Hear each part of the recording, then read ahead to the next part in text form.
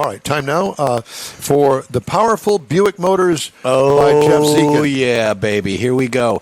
The 5 most powerful Buicks ever made. It's difficult to find an American manufacturer that didn't produce some of the most performance cars during the muscle car golden age. Buick was no exception. Iconic models such as the GSX Stage 1 wowed onlookers. Here we go with the first one. This is a 1960 Electra 225. It's a 6.5-liter V8, 325 horsepower, 445 foot-pounds of torque, 0 to 60, Don, in 10 seconds. The Buick Electra was the brand's full-size luxury car over 3 decades. The car designed to transport its passengers in peace and comfort. So the next one we have here is a 1971 Buick Riviera GS. Look at that bad boy. 7.5-liter V8, 330 horsepower, 455 foot-pounds of torque, 0 to 60 in what? 8.1 seconds. The second and third generation Riviera is one of the most distinctive-looking cars ever made by Buick, especially from the rear end with the large, powerful bulge featured in the trunk, Don. Be careful. There you go. The Riviera certainly wasn't short of power, but think twice about trying to carry that pace through the tight corners. Next one we have is the 1970 Electra. It's just a beautiful car. Look at that. 7.5-liter V8, 370 horsepower, 510 on the foot-pounds of torque with a 0 to 60 at 7.1, Mike.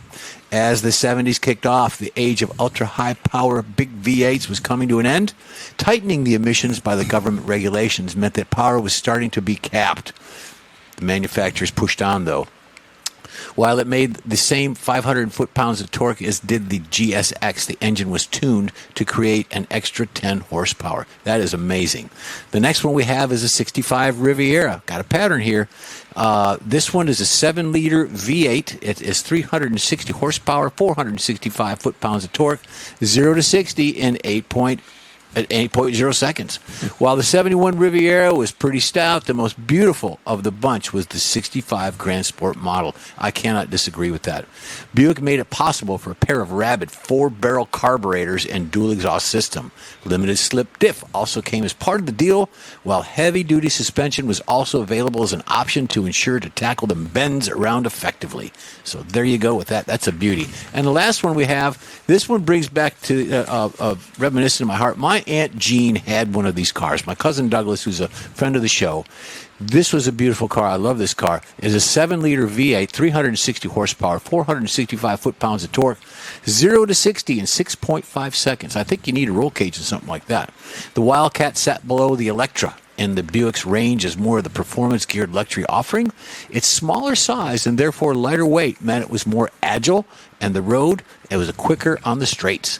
So the Super Wildcat GS was a handy sleeper. It looked largely like a normal model, but with the sportier wheels, that puppy gave it away. There you go. Very nice, yeah.